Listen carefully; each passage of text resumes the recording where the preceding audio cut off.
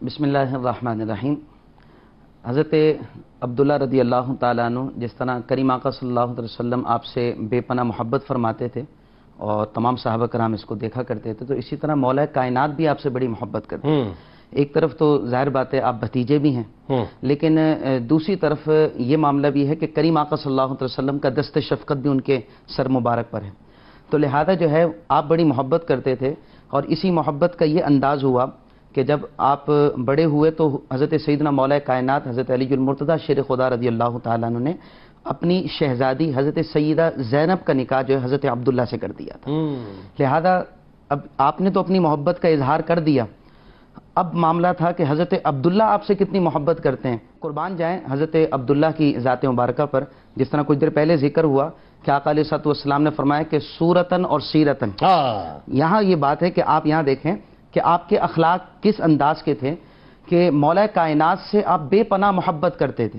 अच्छा, हमारे माशरे में ये होता है कि जब मिसाल के तौर पर अगर चचा के घर आपका जो है वो रिश्ता हो जाए तो उस चचा के ताल्लुक पर जो है वो दामाद और ससुर का ताल्लुक जो है वो ऊपर आ जाता है। बिल्कुल ठीक। लेकिन हज़रत अब्दुल्ला का अगर आप देखें, हज़रत अब्दुल्ला बिन जाफर रदी अल्लाह ताला अन्हुमा, आपका अगर अंदाज देखें तो आपने हमेशा वो जो पुराना रिश्ता था उसको हमेशा जो है आगे रखा।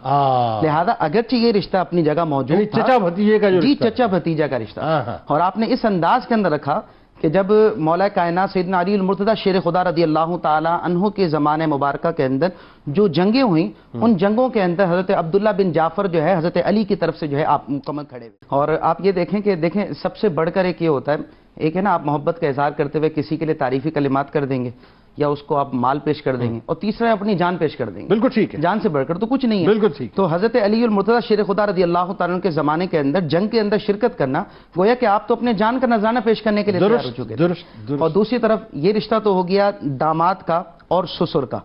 दूसरा रिश्ता जाहिर बात है आपका फिर हज़रत सैयदना इमाम हुसैन रज़ी अल्लाह ताला से, तो वहाँ रिश्ता जो है आपका बहनोई का है।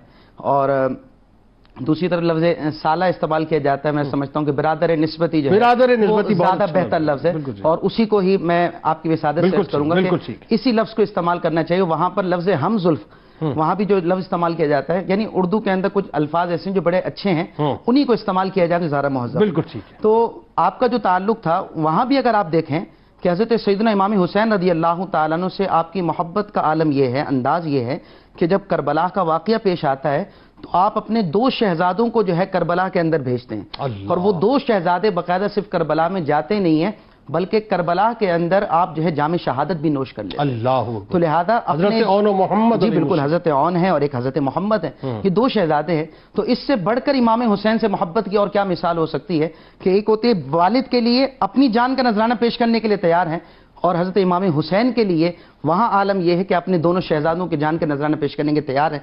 आपने फरमाया था कि आपने जाके उनका ख्याल रखना है, उनका साथ देना है, और साथ इसी अंदाज के अंदर दिया कि जब इस अंदाज का मौका आया कि अब जान के अलावा कोई मौका नहीं है।